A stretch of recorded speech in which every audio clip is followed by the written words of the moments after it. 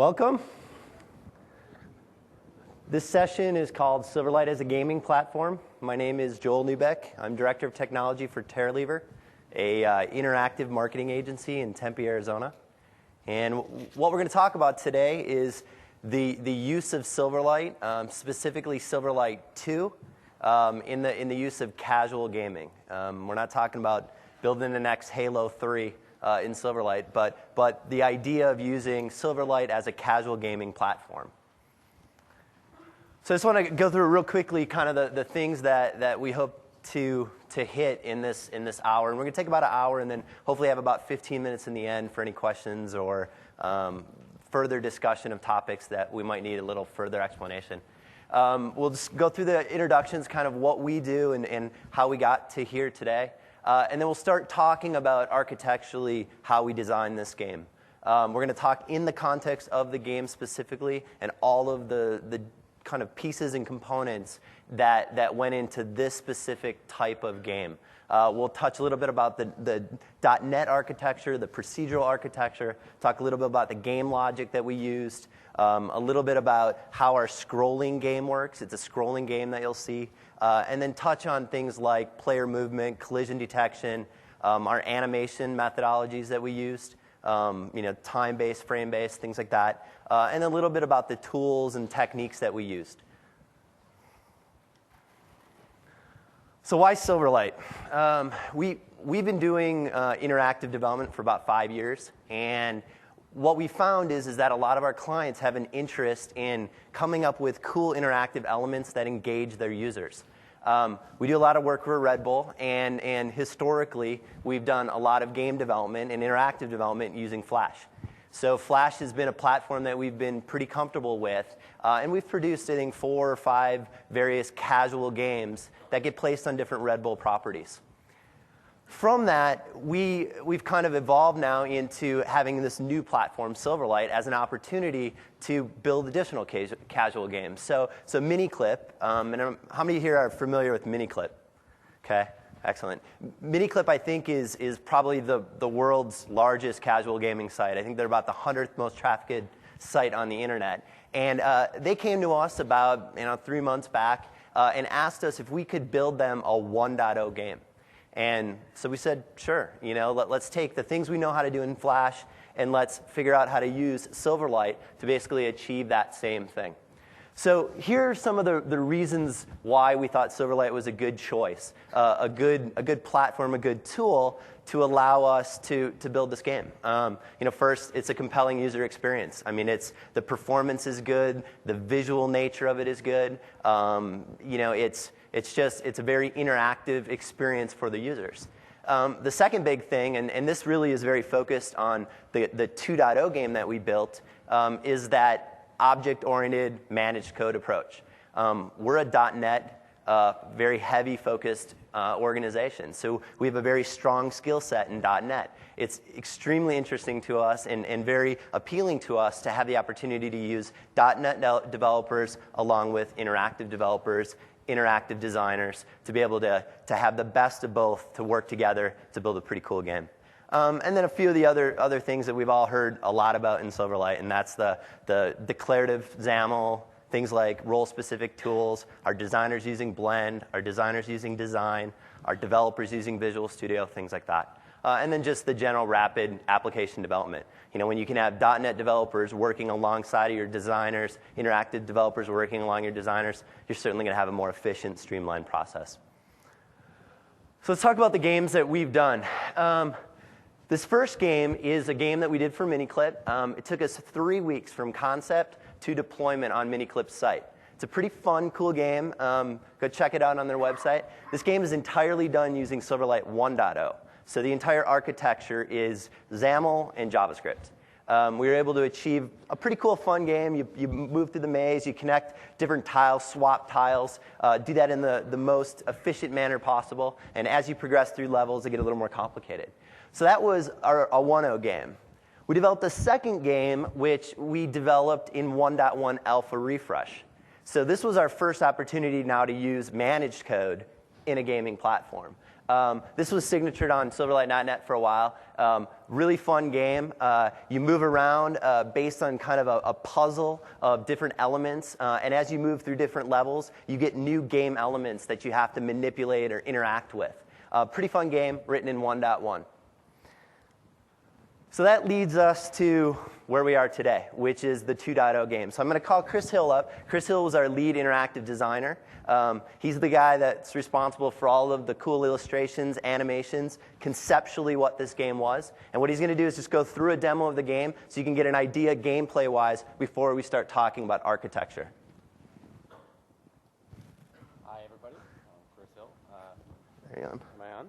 There we go. Can you guys hear me? All right.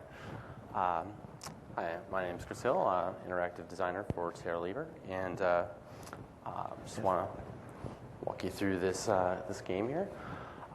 We came about this game through, we started with our basic concept of what kind of game would we like to make, and looked at different possibilities, looked at our existing code base from Zero Gravity managed code games, and decided to work on a kind of top-down based platform puzzle game, similar in structure to the existing Zero Gravity game. So we decided to make a game about a beaver who is kind of a mad scientist beaver who's developed a little tunneling gun, which allows him to make holes in walls wherever he likes. And an evil porcupine has come ahead and decided to take his kids away. And basic story premise here to push you forward through the game and work out what you need to do. So you have this nice little tunneling gun, and you can go ahead and shoot a hole in the wall, and then shoot a hole in another wall, and then walk in that, and come out over there. And we added a lot of elements. We loved the Portal game from Valve, and big fans of old top-down puzzle adventure games. So we borrowed elements from those and developed this note style here, which helps inform the player of different movements they can do, and also scoring the mechanisms involved within the gameplay. We can go around here, and we kind of guide the player quite quickly through basic usage of the Portal system here. And there's a lot of notes explaining the basic concepts here. And when we were originally developing this game, we kind of worked from the concept that we wanted to see and moved on to the storyline, the premise, the silly off style of the characters and the underground nature of it. We like the idea. So, and at the end of each level, you have your little darling child who gives you some praise and gives you a little quick rundown of your score. F5 it and then go to a different level. Yeah. You can hit refresh right there. Okay, cool. We're going to just skip ahead so you don't have to see some of the entry levels. We're going to go to a level that has a few more game elements, a few more things that we'll talk about later that play into our collision detection and different game elements that are a little tricky to develop and design.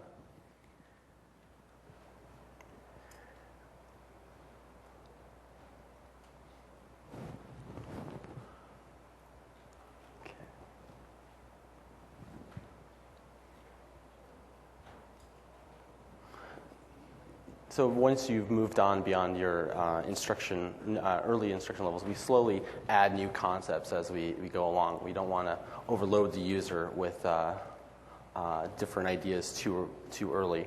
So this is level 3, where we introduced the first use of deflectors, which we also use these red targets within the game to kind of explain to people this is where you should shoot in the earlier levels, and as the game gets tougher, we remove those and expect the player to kind of figure out where they need to go on their own. And there are different blocking areas, and the need to abstractly remember parts of the level that you've visited or seen, but not necessarily actually been to yet or worked out. And I don't think we're hearing audio, but the entire game has audio, and I'm not sure if it's a computer thing or muted. Ooh, hit the game. Well, there we go. Good call.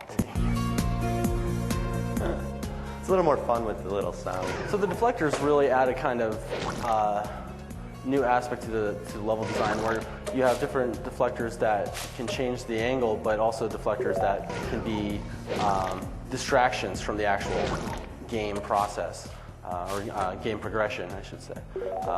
You don't necessarily know right away which one you're supposed to hit, giving it a little bit more difficulty. And we have lots of different belongings for the different kids within the game. And let's see if I can remember this level myself here. There we go, perfect. And work our way through to the end of the game.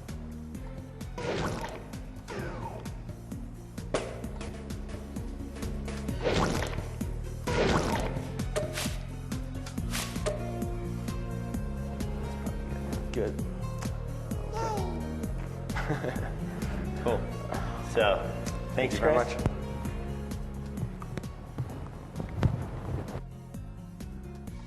All right, so let's talk a little bit about what it took to do that. I think it's a pretty cool game. You know, I mean, if you start to get into it, it's actually quite addictive. You know, when you're doing testing in an organization and you ask people to start testing, you have to be a little careful, because all of a sudden an hour might turn into 2 hours, might turn into 3 hours, because it is fun. And as you progress, some of the levels get really complicated in the sense of kind of how you figure out how you move through there. It's a lot of fun. So let's talk a little bit about the design and the architecture. A few things that we would just want to talk about, and Chris kind of touched upon them. I mean, to build a game, you got to start with a concept. So we all sat in a room, we brainstormed, we threw around ideas, and ultimately came up with that game concept. And really it was driven from what were the cool game elements that we wanted. We identified things like we wanted a scrolling game. We wanted a game that had a level that was larger than you could see. We wanted things like movable objects. We wanted collisions that did things like picked up items that may have blocked your movement. We wanted the ability to show or signature doing things like a frame-by-frame animation that was moving across the screen in a more time-based animation. So all those elements went in there. And so someone like Chris, you know, sat down, kind of came up conceptually with what it was, did some hand illustrations, figured out what our props might look like, what those game elements might look like, and kind of how the overall script and story would work. And then from that, he actually went into illustrating, animating those elements, and then going into actually designing screens and designing all the individual pieces that you saw in there. And then from that, our rest of our development or design team got involved in being part of that process. So these are just kind of some of the first conceptual drawings that Chris worked from. And then from that, he used his Wacom tablet to do some of the illustrations. So here are the tools that we used. I don't think any of them are surprising. Visual Studio, obviously. Design. All of our level screens are done in design. We're entirely built in design. Adobe Illustrator was something that we used a little bit. We know that it's important to allow our designers to use what tools they're comfortable with. It's how they're most efficient, most effective. So a lot of the designs were also done originally in Illustrator or even in Flash, and used Flash as a way to allow them to be comfortable with a tool that could then be exported into design, color corrected, modified, manipulated, and then brought into Blend to do all the animations that you saw. A couple of the other tools, one that you probably never heard of is Tile Studio. Tile Studio is just a super simple open source tool that lets us take a series of PNGs, define them as a map, and allow somebody to design a level. And that designing is just simply the organization of where tiles are going to go and how that flow of that level is going to work. So they can do that in this real simple tool, produces some XML that we then massage, and then we use that XML to build each of the levels in the game. So let's talk a little bit about the initialization architecture. One of the things that you might have saw when the game started was we had a pre-init that kind of shot in there, which was the introduction from Miniclip.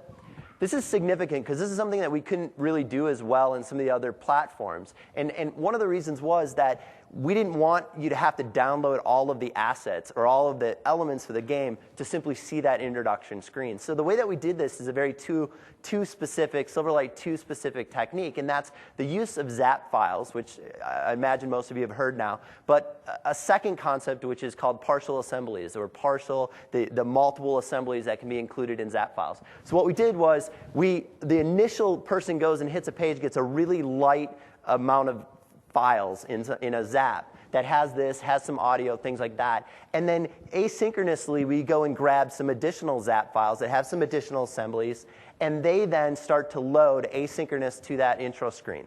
In addition, we have another ZAP file that's coming with all those things that aren't really necessary yet to get the game built. So using this idea of partial classes, or not partial classes, but this multiple assembly, we could actually really leverage the Silverlight 2 platform to make the experience better for the user. So this is a little bit what that load sequence is like. I think it's pretty interesting. So the user loads it. They load the page XAML. We then start downloading the intro ZAP. We get that really fast. It's tiny. We then use some reflection to pull those assemblies out of that, pull out those game elements, sounds, things like that. And then we move into the additional things. And it's kind of just 3 different ZAP files. So this is really how those things broke up. And as you can see, they're pretty small. So the user experience right away is fast. 140K, they see that. And if you notice, one of the things, which is a design decision Microsoft made, was that when a user installs Silverlight, they don't get all the pieces. Those are kind of an opt-in thing. So we chose to use LINQ for some of our XML parsing. And so we passed that as part of that payload to them when they get that intro. So that really, as you can see, really made that intro a little bit larger. Our intro for Miniclip is 50K. Our game, a little bit larger, 4 megs in size. I wish I hadn't installed it because you could see that it actually downloads pretty quickly. A ZAP file is just a pretty nice compressed zip file. All of our screens, tiles, and sounds are all embedded within the assembly within that ZAP file. So they get a pretty high level of compression.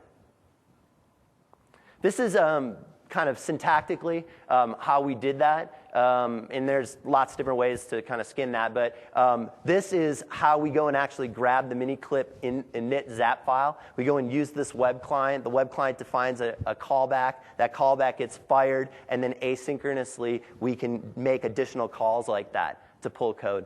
From that, then, when we get one of those ZAP files back, we can actually iterate through the manifest that exists inside of there and pull out every one of the assemblies that we might have in there. And that's a pretty cool Silverlight 2 feature because it allows you to make decisions based on how far you're in the game or how far you're in the application as to when assemblies will get passed in. I think that's pretty cool. I would imagine everybody that's done programming is familiar with the model view controller. We made a decision architecturally to follow this model view controller pattern. There's a lot of industry opinion as to best ways to do it. We found that to be most effective, allowed us to build the game pretty rapidly, also allowed us to have a decent level of encapsulation and abstraction of elements that allowed them to do what they needed to do. So as screens or tiles changed visually, it didn't affect our gameplay. Or as the management of state changed, it didn't necessarily affect the way that the data was presented. This is a really high-level view of kind of some of the Silverlight pieces or some of the objects that went into how our flow and our game gets going.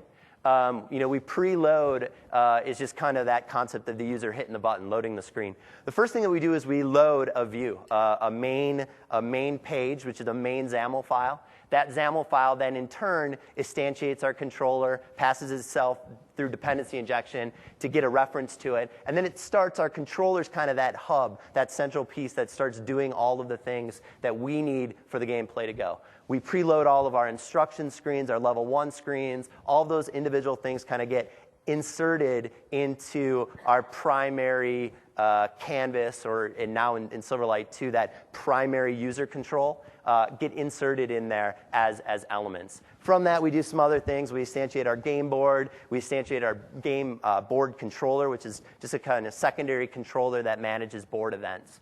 And we'll talk a lot more about what that means. So let's talk about game logic. One of the things that was identified on that screen is a lot of the core of how this game works comes from our board controller. Our board controller is managed code. It's a C# class.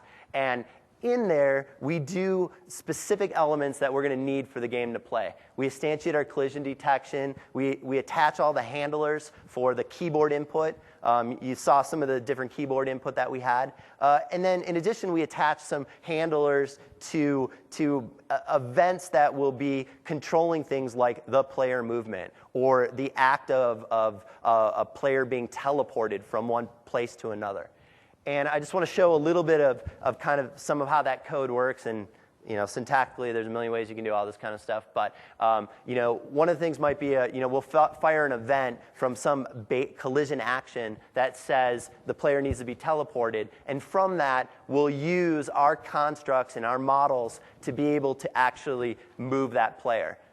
We'll scroll the player and do all those individual elements that would be necessary, how the player animates, things like that. So a lot of .NET stuff. But pretty cool ability to use managed code in a very object-oriented way to achieve a game in a pretty efficient amount of time. So let's talk about board composition. You saw in the game that we kind of had this concept of tiles. The entire game is a tile-based game. And each one of these elements that you see up on the screen represents an individual tile within the game. Well, one of the choices that we made architecturally was to come up with a concept of multiple layers or Z layers. And the idea there is kind of twofold. One, it'd be really cool to have the ability for a guy to walk over something and not even have to worry about collision detection. So we can have him walk over a skull. That's perfectly adequate because he's not at that same layer as what that skull is at that time. In addition, we might want things that he just can't walk past, and so we can place him at that Z layer. And then in the future, we might be able to do things like walk up a set of stairs or something of that sort. So we have this concept of using multiple layers to allow our tiles to kind of nest on top of themselves. Each one of our tiles is a user control. So it's represented by a single XAML file that might contain all the different animations, all the different views of how that tile will be presented to the user. So an example like the jewel just has that single view. Something like the root might actually have a state when you first see it, it looks like the top tile. When you've acted on it or interacted with it, it goes to a second state where you've actually chomped through it and eaten through that tile. So this concept of layers allowed us to really efficiently design how the boards were done, because now we could take things like our illustrators could design a background image, and we could lay a rock on top of that and not have to go through all the different permutations of illustrations that you would need to achieve all of these different elements. So this kind of example is just us composing a rock of 4 different tiles with background images that might exist on different Z layers within the board. A second thing, is we also take some of these tiles, and instead of drawing a tile in every direction, what we actually do is we draw that tile, and then we just simply apply a transformation matrix to it when we position it in a certain spot, and just rotate it, maybe 90 degrees, 180, maybe flip it on its y-axis. So let's talk a little bit about board composition. The way that we achieve those multiple layers is that our tiles get inserted into a kind of a series of nested canvases. So what we do is we've got these canvases that exist in that root game shell, and then we insert those elements in there. And from that, we make decisions as to where the player is going to fall within there. In most cases, our player is kind of positioned in that middle layer. Let's talk a little bit about level boards. As we kind of alluded to, all of our levels, we have 10 levels in this game. We have the ability to add as many levels as we want. We use this tool called Tile Studio, and that tool allowed us to generate this XML. So we came up with kind of a schema of what we wanted our XML to define. It defines things like where should the player start within that level, where are all the tiles positioned, what's the relationship between tiles. Some of our tiles have relationships. You might select one tile that moves a switch of another tile. And so those relationships and positions are all defined within this XML. All of our tiles are 40 by 40, but we have the maximum of putting about 100 by 100 tiles. And that's just a limitation of Tile Studio. But we can put as many of those tiles as we found fit. Some of our boards are very long and rectangle. Some are a little bit higher in size. One thing that you may have noticed in that game is this concept of a screen. When you're looking at the game, you're seeing just a window of 10 by 14 tiles. You're not seeing everything that's around there. And we're going to talk a little bit about how that architecture works and how we were able to achieve that. So this is an example of what Tile Studio might have produced. So, one of our developers might have sat down and designed this level, and he went in, he put tiles where he wanted to, just dragged them in the positions, and then starts thinking about how those elements should interact, how those deflectors work, how the gameplay is gonna function. He lays that entire thing out, and then that produces us the XML file that we then will suck into the game at load time.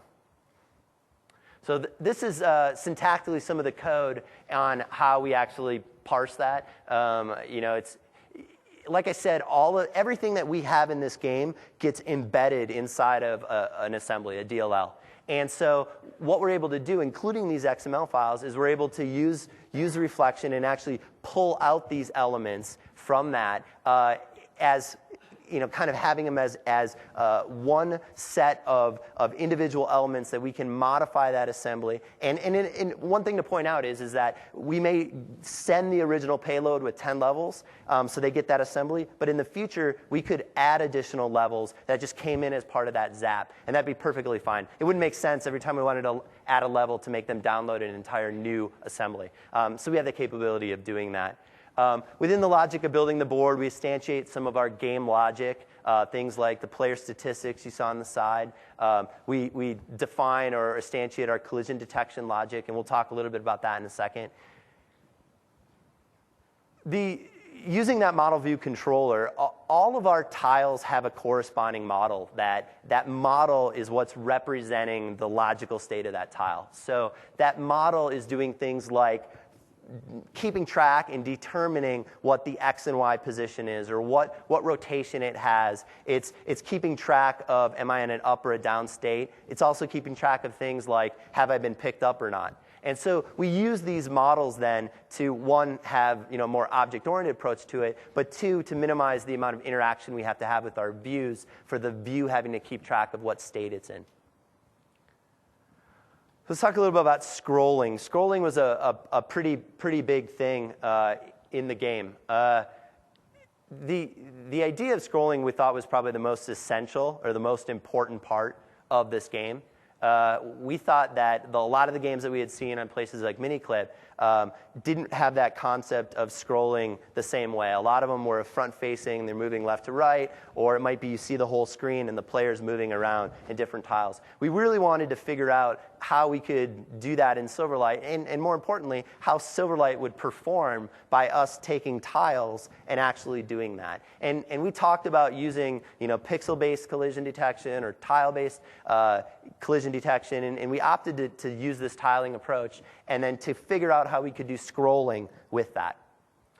So our scrolling game board, one of the things that we really debated heavily on is at what point do you choose to render all of your tiles? So we've got a little view of 10 by 14. Well, we may have 100 by 100 tiles. So at what point does it make sense for us to render all of those in the context of whatever canvases are going to exist? And we ended up making the decision to render them immediately. And that posed an interesting challenge. May not have been the best decision, and maybe something that we'll look at in the future. But what it allowed us to do then is to get them all into the board. There's a slight delay when that level loads, but they're all there then. They're all already kind of inserted into our display stack, so we have access to them. We insert them all. We just make them invisible. One thing to note, and it has to do with Silverlight, and it has to do with the use of the user control and the concept of XAML. Every time that we insert a tile into another canvas, even if it's the same tile that we've used 4 or 5 times, the Silverlight plugin will parse that XAML.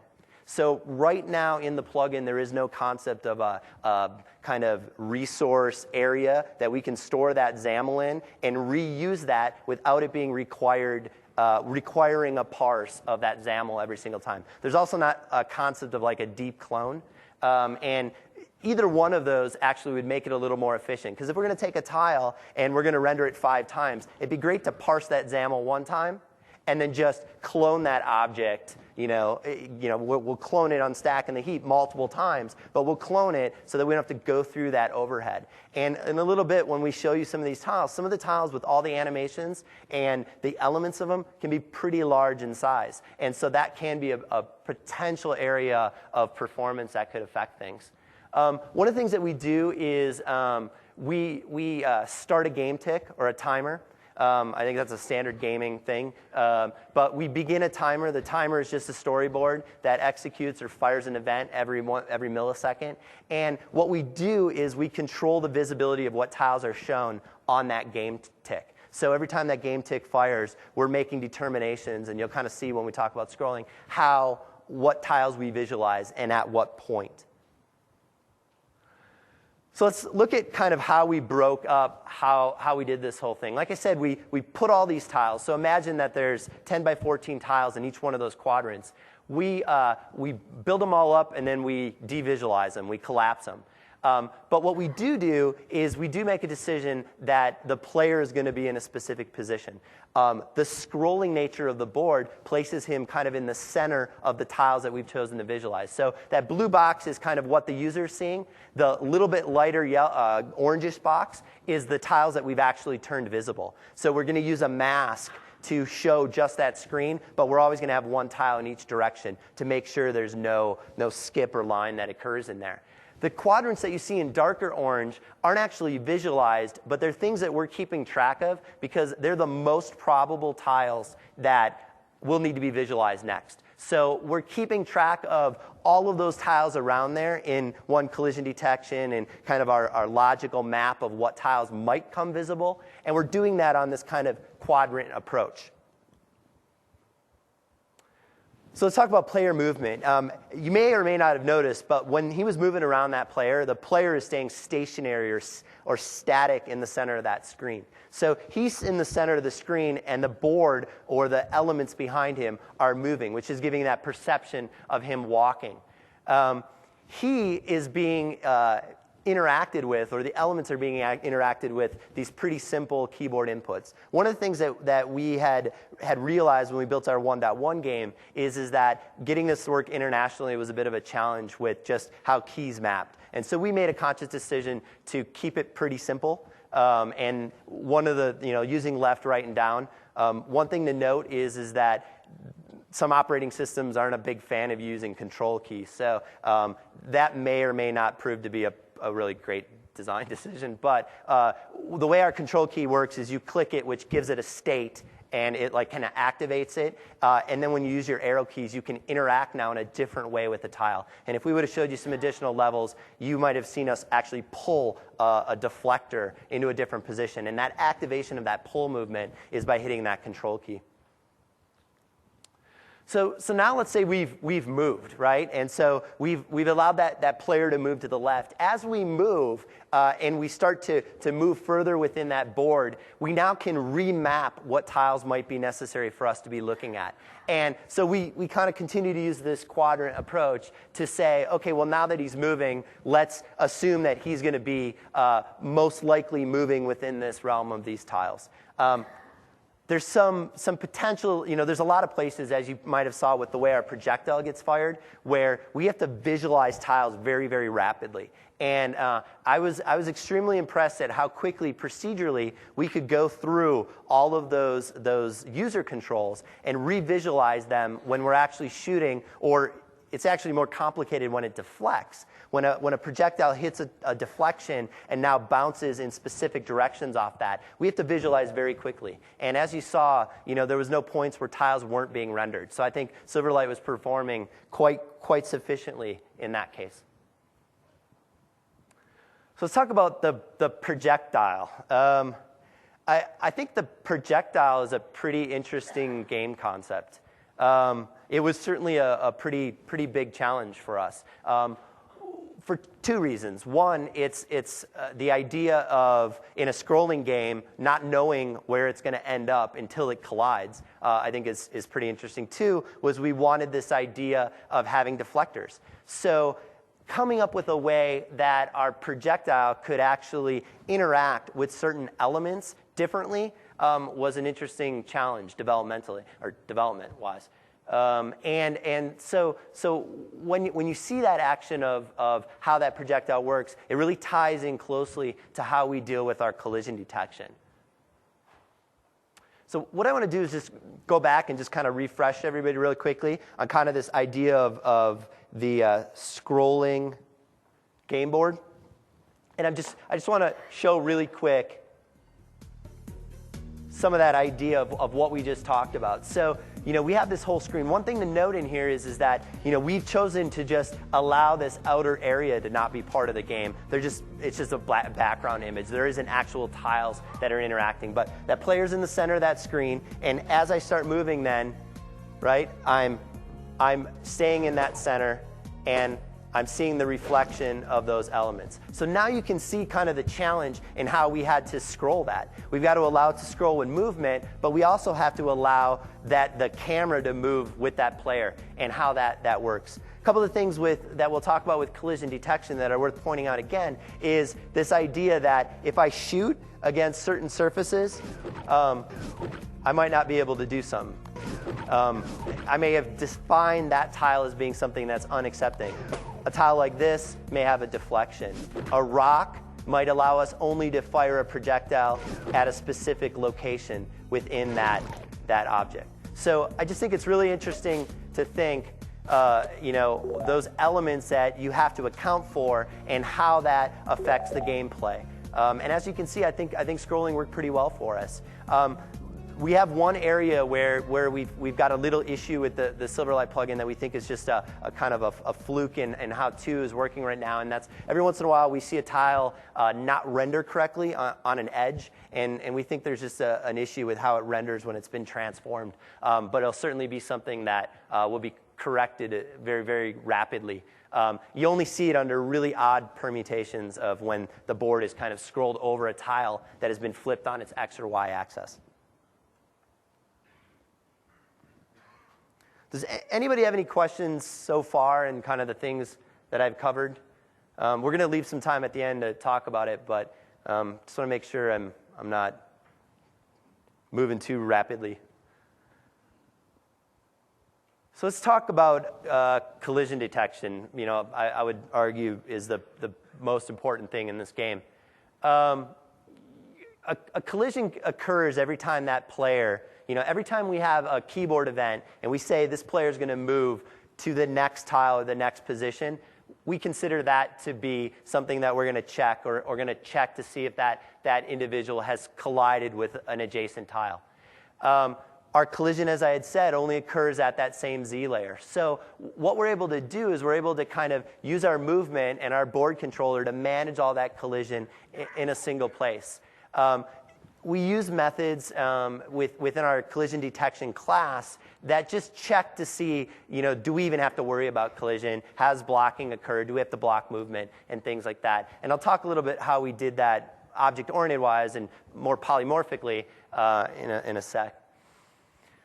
So let's talk about movement, right? And with collision detection. So I'm the little beaver, and I'm facing in an upward direction. When the player hits that key and he makes that movement, at that point is where we'll make that collision detection. And we'll make that by looking at a collision detection map that we've generated. So we've built up a big collection of all of our tiles that are visible within that realm of those quadrants. And we've decided, and we've placed references using generics to our models and the state in which those elements are. And what we can then do is we can act upon those tiles and have different behaviors. So for example, the skull happens to be something that I can stand on. So when I actually move into that, no collision actually occurs. It has no action. So the tile itself is actually going to determine how it chooses to be collided with. So when I move into that skull, nothing happens. If I were to move on the note, you saw that a new note view pops up. When I move off that note and my state changes, the note goes away. When I move on top of the jewel disappears. Kind of common things. A couple elements that are interesting that I'm not sure we were able to point to in the levels that we showed you, but we have an idea of a switch. If you were to walk on that very last tile, it would actually interact with a different tile. So you would step on it, another tile somewhere in a different part of the game would actually raise up. And it may raise up for 30 seconds or some predefined amount of time.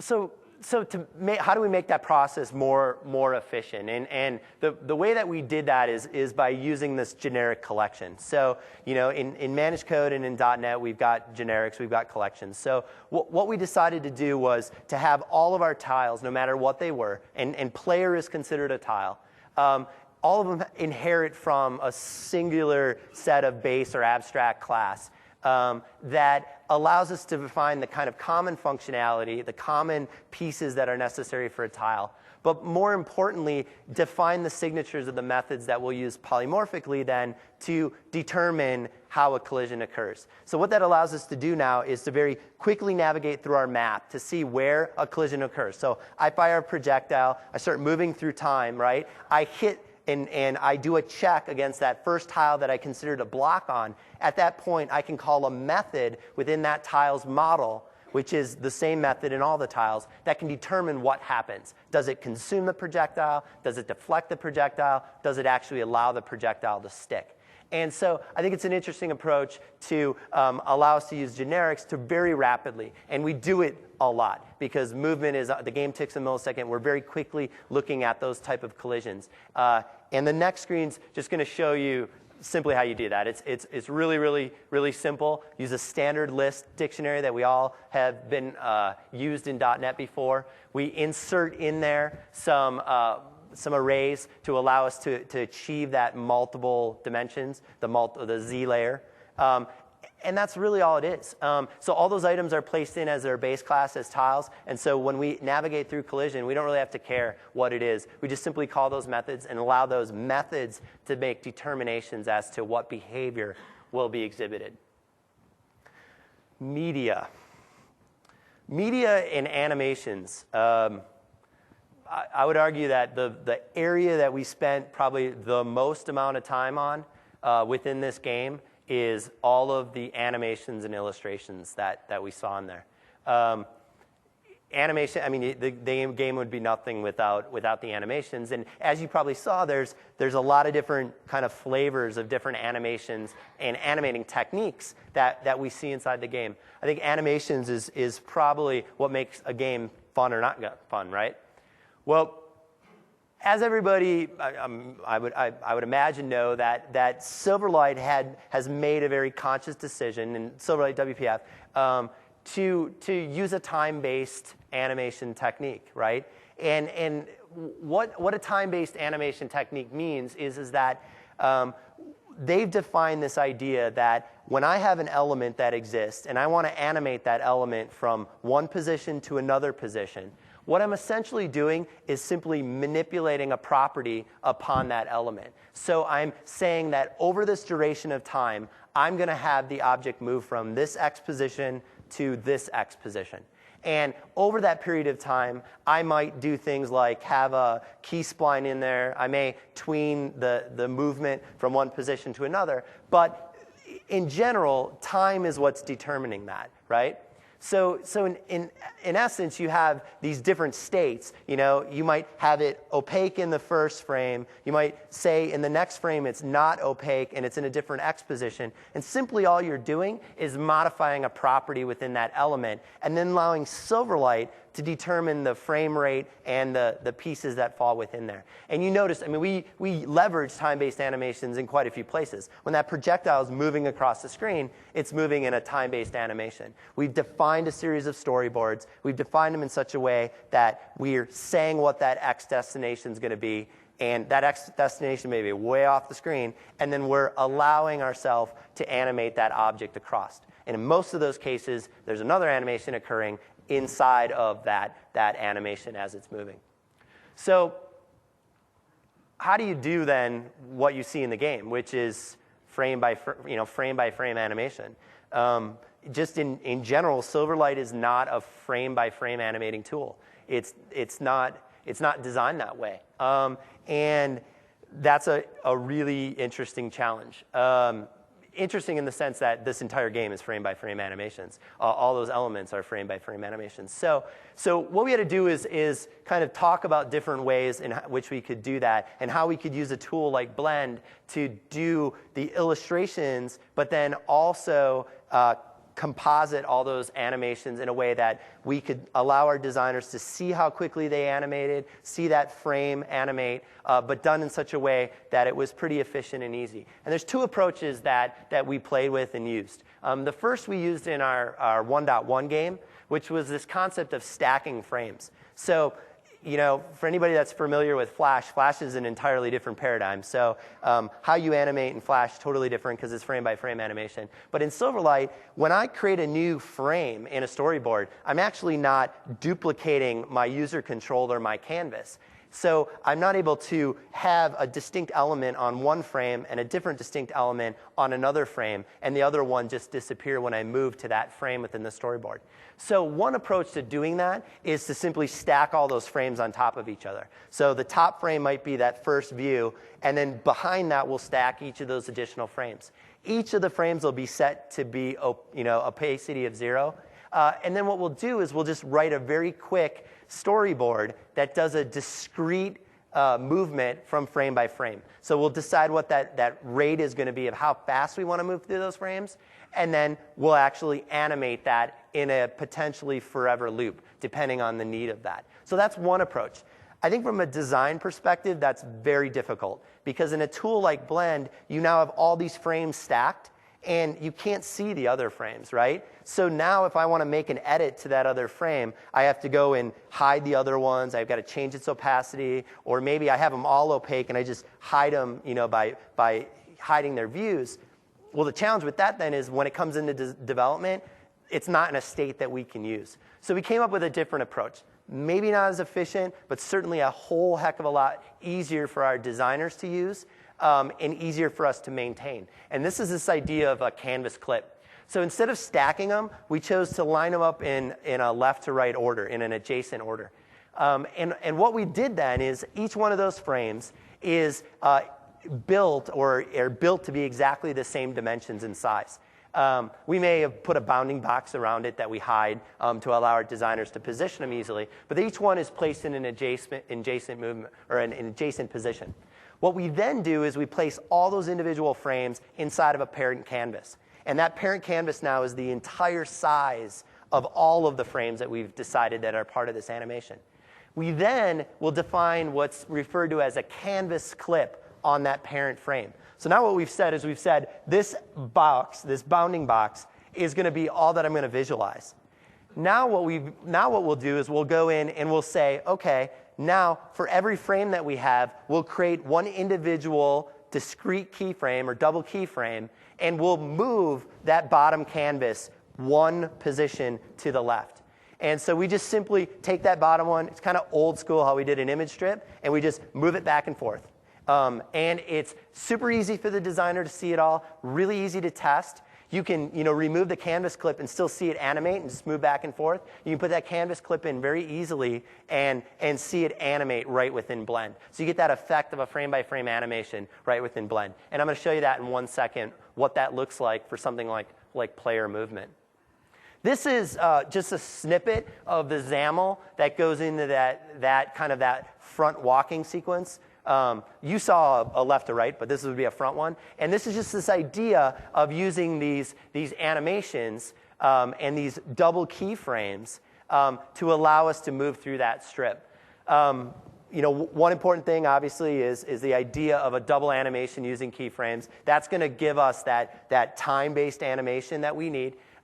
It's going to refer to what element are we going to manipulate, within that transformation matrix. So in this case, we're elementing the X position of that frame. And then one thing now, and by default, Blend will not create double keyframes that are discrete. It is a manual process that you have to do. You got to right-click on the keyframe, and it's a little counterintuitive. It's a hold in. If you do a hold in, it generates a discrete movement. So instead of that movement from frame to frame being tweened, it's just going to rapidly move to that frame. So each one of these frames then is just moving that canvas. And then our designers can decide, well, what's the speed in which they want that animation? And when Chris designed a lot of it, he used different rates depending on the effect he wanted, used a varying different number of keyframes depending on how complicated the animation is.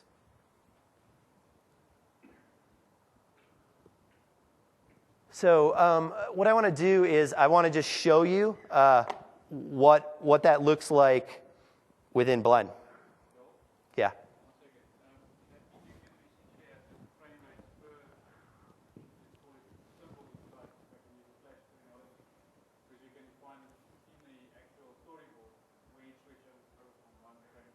Right. We're defining how fast the movement between those frames are. Now, I mean, Silverlight in general isn't a consistent frame rate, but in that context, that animation is moving at a consistent rate, and then as it moves across, they're determining that level of frame rate in between. But these are relatively small, so they're not affected. But there is the ability, or there is the potential that frame rate can change a little based on performance and resource allocation, I think. So.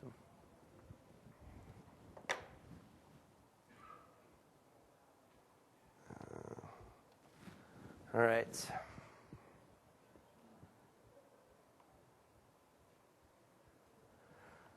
let's bring up Blend. One of the design decisions that we made with our XAML was to include, like in a tile like the player, instead of having a tile that represented different types of movement, we chose to include multiple user controls or canvases within this user control to show each one of the different types of movements. And what we did then is we allow each of those frames to exist in there, but we also allow then the designer to design all the different animation states that are going to be necessary. So we allowed that designer to put all those elements in one piece of XAML. The net effect of that is that that's a pretty big piece of XAML. Anybody want to take a guess at how big the player movement XAML might be in size? It's about 2.5 megs of XAML. So, okay, I mean, that's, here we got a pretty cool thing, right? We got a declarative XAML, right, that allows a whole lot of flexibility, right? I can see my XML, I can tweak that by hand. Downside, 2.5 megs for all of that data. So now it's 2.5 megs raw. When it gets compressed, because it is textual data, it does get compressed very well within the assembly. But it could be a lot better. And there are certainly areas within XAML that when you're doing things like this, where there's a lot within one little tiny element, that it would be great if there was more attribute definition within the XAML that allowed us to kind of minimize the verboseness of that XML and maximize the number of bytes that we use within there. But in general, obviously, the XAML is pretty cool because our designers, and not all designers are going to go into that XAML, but if they have to go in and tweak something, it's pretty easy to go in there and see that and visualize that. The other thing, obviously, is the use of something like design. So our designers, might do the color correction and do some of that within design, export that XAML. They can export that XAML and paste it directly in that well, and then they'll see it pop up in the object controller over on there on the side.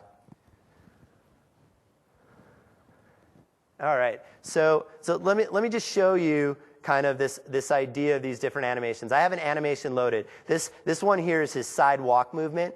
And if I were to take this and expand this a little bit, you'll see kind of all of the different containers that we talked about. In this case, we're using a canvas clip. So we have this, what we call a sidewalk frame container. That's that parent canvas. And inside of that, we have these individual canvases. On the timeline here, you'll see these series of discrete keyframes that have been defined. So if I play this animation, you'll see that rapid movement, and we have it set up to just be a forever loop. And it'll just keep going. And I think you get that pretty cool effect of him moving in a pretty real-like movement. Now, obviously, he's small in the game, so you don't see it all much. But absolutely essential game element. Without that, if he slid across the screen, it wouldn't have, I think, the same effect. So that technique, then, our designers can go in, they can do those illustrations, and I'm not going to lie to you, a lot of our designers actually did some of the animation testing in Flash with their Wacom tablets because they liked the way that a design brush works in that tool. They took that then, exported it into design, made all the tweaks to make it all look right, and then brought it into here to be able to put them in the right position, tweak them, and then in here, they can make any final tweaks and modifications. They can actually go in and modify the path data, maybe minimize some of it to make it a little more efficient. So there's lots of little interesting animations in here, right? So let's just look at a different one. Let's look at a back walk.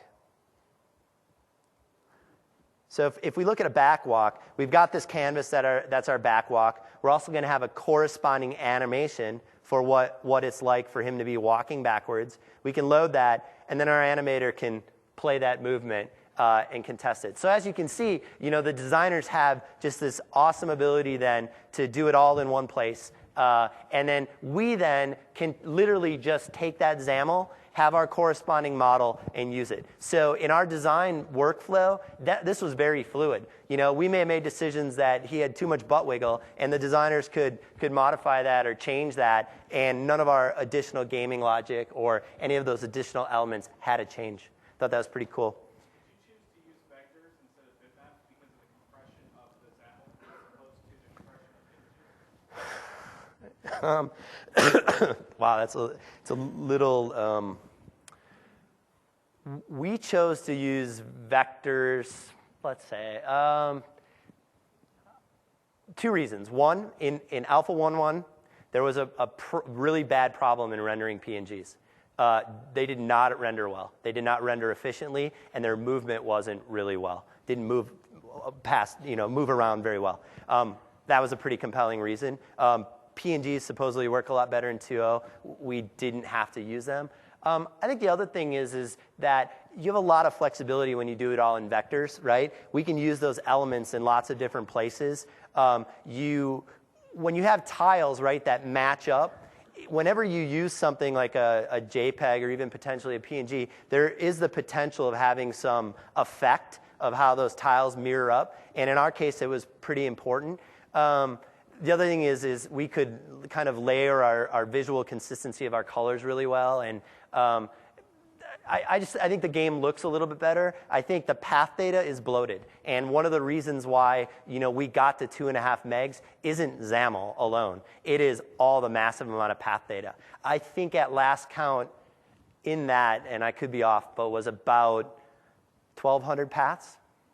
So pretty large pieces of path data.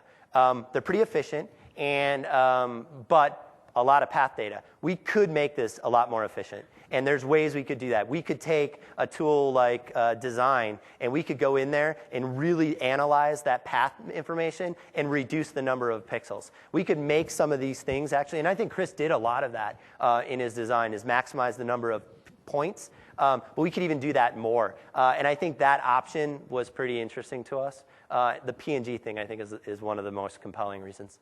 Yep. Oh, sorry. What? I just want to add to that. With the fix of the PNG problem in 2.0, would you, at this point forward, continue using PNGs instead of paths since they're loaded and causing? I think we'd have to do some performance testing because, I mean, when you put data into, when XAML aside, when you get it into the object, right, within the plugin, there is no need to load those images. I mean, we have that all mathematically. So I think there's a significant performance value in when we're rendering and visualizing tiles rapidly that we're going to do that. I mean, object-wise, that object might have all that path data, might be a pretty deep tree, but I think it's going to render a lot more efficiently. We did consider using PNGs for the background tiles. Anything that was in background, and some of that has to do with some Silverlight issues, and Chris can talk to it in the end. We had some issues when tiles batched up, and they were two vectors that matched. There's some rendering that is a little odd in how they're butting up together, and so we actually had to oversize some of our tiles and create some kind of overlapping effect. But all in all, I do think the vectors probably, from a visualization perspective and an object tree perspective, are more efficient. Loading of PNGs is a resource. We could preload them all, I guess, and we might have had the value of reusing them. In backgrounds, I think there might have been some value. Was there another question?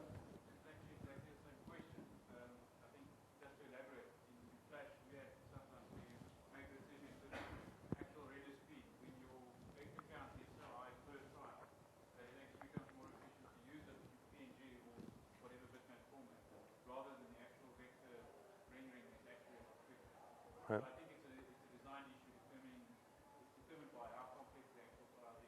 Right. And some of, I don't even know what would be, is player probably the most complex path data?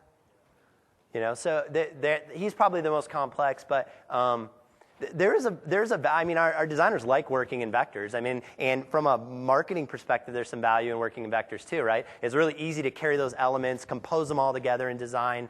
Our level screens are all reusing a lot of those same vectors. I think that's pretty cool. The other thing that you can do with vectors, which is kind of cool, is we can composite them together and then cut and clip a lot of that data. So I want to show you just one more, a different piece of XAML, because I think it's interesting to just show you something else. I'm going to show you something like let's find it in here. Let me try to find a projectile. This was one of the game elements that you saw in here, this projectile. This is in an idle state. This is the shot, and I thought this was kind of cool. This animation was really fast, and if you expand it, we chose to use very few frames, and the reason that we chose to do that was because that sucker is moving all over the screen quite a bit. And so we chose to really, the effect is so tiny, didn't need a lot of frames, but the effect is really cool. And if you saw it in the game, that idea of an animation inside of a motion animation or a movement animation is pretty cool. And we use that all over the place. I think it was a pretty cool effect. Let me switch back. I just want to talk about one more thing real quick. Let's talk about sounds. Sounds, important part of the game. We didn't hear it in the beginning, but we have tons of sounds. The way in which our sounds work is we actually have all of our sounds embedded within our assembly.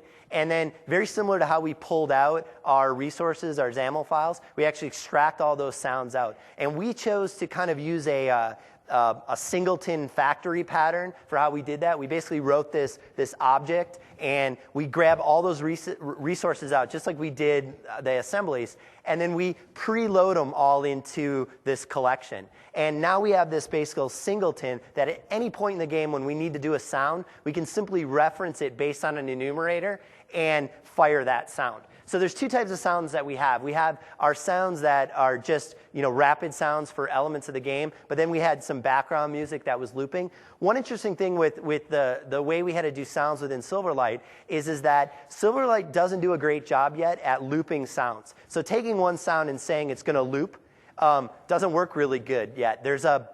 Not everybody hears it, but there's a kind of skip in there. A way we got around that was we actually have two sounds, and we use an actual lead in and a lead out on it. So our background sound might have a 5-second lead in, and then we'll start that sound. When that sound gets to 5 seconds, 5 seconds might be bad, but let's say it's 5 seconds to the end, we start that same sound again in a different media element. And so now when that lead in catches up, that second sound is playing now in the beginning by the time that first sound hits. And what we were able to do is achieve a pretty seamless loop within the game. A couple other things is by using the singleton approach, all of our muting of sounds is all controlled within one single object. So we have this single sound manager that at any point we can reference it. A user hits mute on the screen, all the sounds just don't get used then moving forward. So it worked pretty cool. Sounds is definitely an area that, and if you talk to some of the Silverlight team, sounds is an area that you're going to see a lot of improvements in the continuation of the beta period within Silverlight 2. There's a lot of improvements they can do in how the sounds perform. So that's all I got. I'm going to, now that Silverlight 2 is public, I'm going to be blogging a lot about this, and all the designers and the developers on our team are going to be blogging a lot about the techniques at a much higher level, about the elements and the ways in which they did things. I'm going to post all that on my blog. I please encourage you to go to terralever.com as well. We have a lot of information on there about the work that we've done. So, questions? How much time did you build this application? We built the entire thing from concept to delivery in 5 weeks. Team size, we had 2 designers. We had one designer doing levels or screens. We had one designer doing illustrations and animations. We had one .NET developer, strictly .NET coding, coding guy, and then we had a interactive designer who is a Silverlight Flash Flex developer. And you guys want to come up? If you guys have specific questions in regards to kind of the development cycle, these guys were two of the key members, two of the leads on the team, and they can talk a lot more in depth about some of the individual elements. So really, team of 4, a project manager, of course, to kind of manage that producing of the game. And then we had our creative team from a concept perspective as well. So some of the creative design elements and decisions were made as well. Ultimately, Chris made a lot of those design decisions. Yes? So the game was written with the alpha? This game's written in 2, in what you will download from Mix today. So you were able to get it early or something? Yes. We've been working as part of their TAP program. And so, that known, doing a game in 5 weeks, we didn't have 5 weeks ago what was released yesterday. So almost every day, we were receiving a different change or modified bit. Whole interesting paradigm, what that does to a development team, let me tell you. They're incredibly responsive in that process, but it really built and grew over time. You know how every development project works. So a lot of what we did, we may do slightly different now moving forward, because some of the intrinsic controls that we now have, stacking panels and grids, we didn't have when we started. We have now. They're worth considering or contemplating their value moving forward. We did use some of the elements like the new intrinsic button controls, things like that within our levels that can be templated, which were pretty powerful. And all of them are using the new 2.0 user control construct. Okay. Anyone else? Yes? Are you aware if the Silverlight engine, being a subset of presentation foundation, actually also uses hardware for rendering instead of software? In other words, do you get better graphic performance with better graphic hardware on board? And I did not believe that Silverlight actually pushes that to the driver, does it? I don't believe it does. I believe that one of the key advantages of WPF is that it actually pushes that onto the graphic card. And so those demos that you saw where the processor wasn't going up, because this is multi-platform, I don't believe they leverage hardware acceleration that same way. But I would refer to Microsoft for that. I can't speak directly to it. Yes? I had a question about sound actually. Is there a way other than callbacks that you know of that you can fire off a sound according to a timeline? Like the storyboard, have the storyboard, a sound fire at a point in the animation? The short answer is no, that I know of. That first mini clip intro that you saw had those 2 delayed sounds.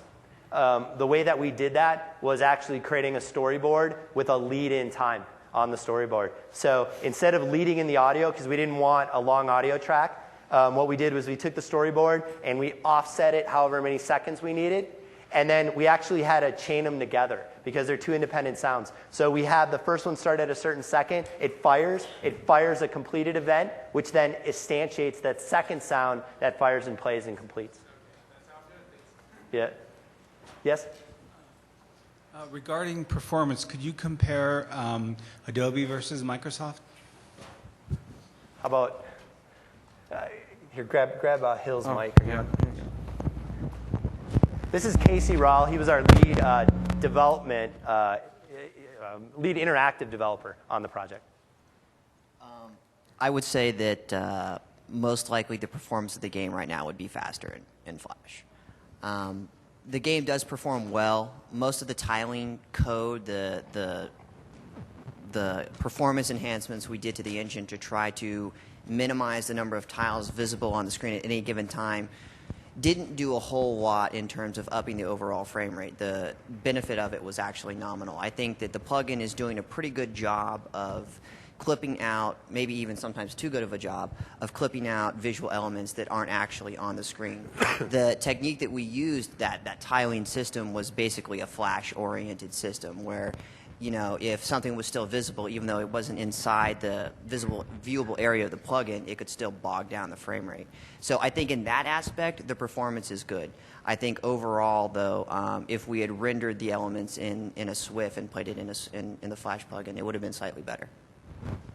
That's just an educated guess. I don't have performance metrics to go up and tell you specifically, but that's just my. And Casey worked on all 3 of the games, so I think it's fair to say there is a difference in the performance, the evolution of 1.0 to 1.1 to 2.0. I think that's relatively significant. Definitely. I mean, comparing the performance between 1.0 and 2.0, it's head and shoulders above.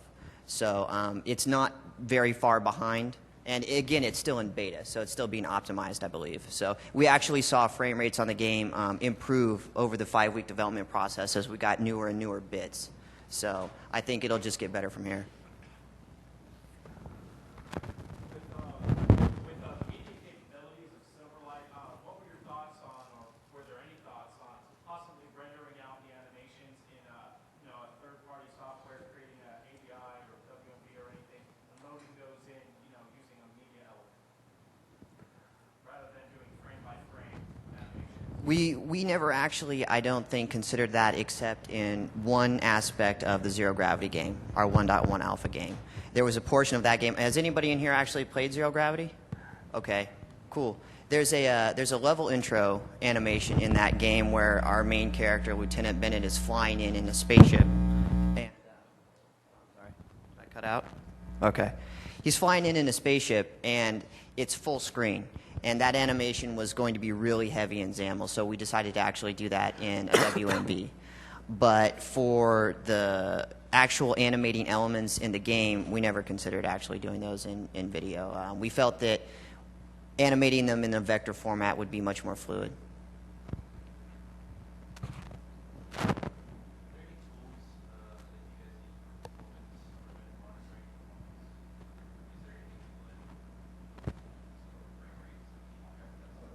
You guys. Yeah, there's an element that you can set on the Silverlight object when you instantiate it in HTML to tell it whether or not to display a frame rate counter. So you can also set the max frame rate, you can set the redraw regions, you can do all that type of stuff. So at least in that respect, you can see what elements are redrawing every single frame. You can see what your overall frame rate average is. I don't think that there's anything as sophisticated as a profiler right now. Not that I know of. And we did, there were numerous places in the game that as we started to play, we actually tweaked things like animations and how quickly something animated and the rapidness of that to keep the frame rate consistent. And so that we were optimizing that frame rate based on some of the game elements as we were building it. Okay, cool. Yeah. I can't help but notice that Apple on desktop, you guys exclusively use Windows, or do you jump back and forth? Is there a secret blend build for that? The secret build of Blend for a Mac is that you run Windows, XP, or Vista on your Mac. Blend is a Windows-only tool. So I can't speak to our designers. Some of the Illustrator work may have come on Macs. All the development effort was Visual Studio centric. So certainly on PC.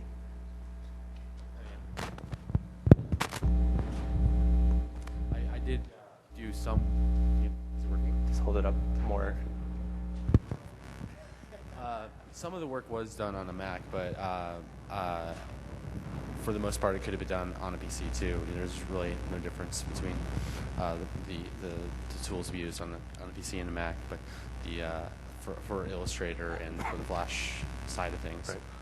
Right. And we beta tested all the gameplay in the Mac.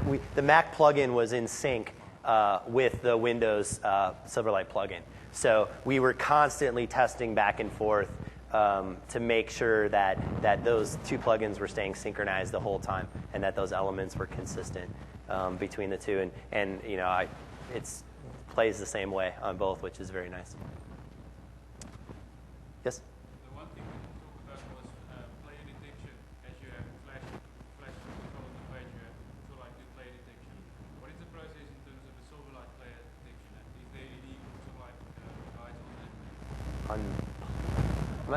What do you mean by player detection?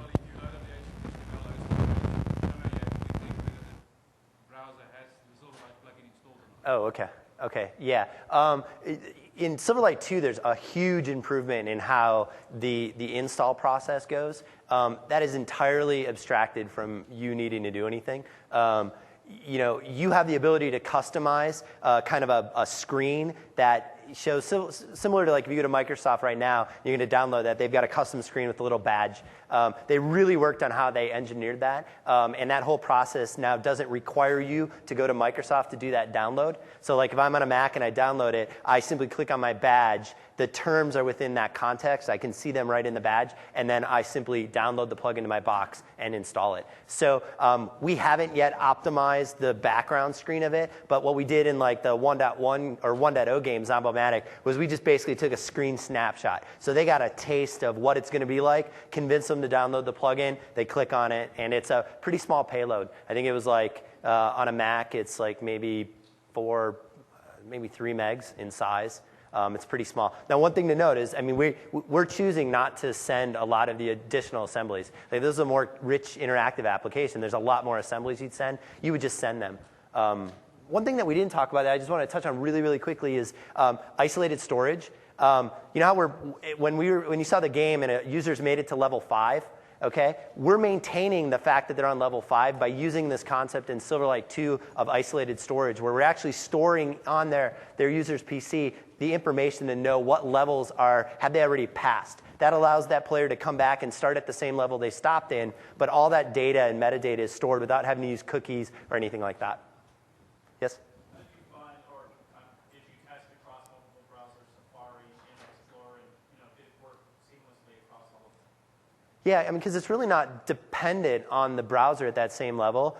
We did all our Mac in Safari and in Firefox on a Mac, same on a PC. All of our developers use different ones.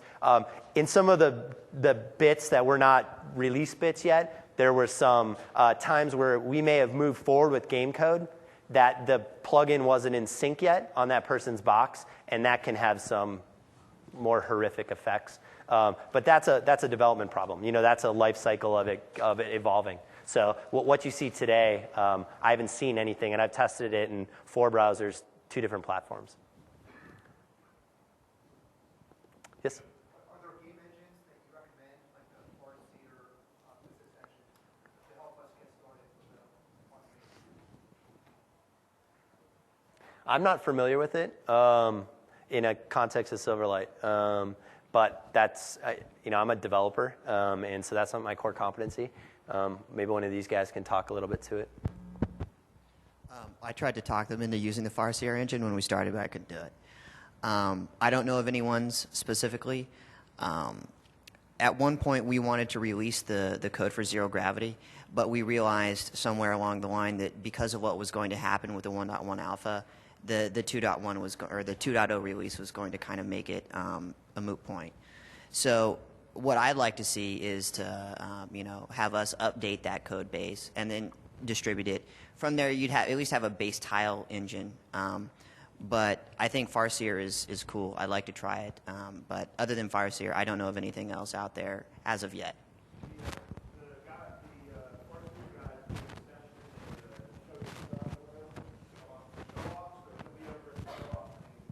Great.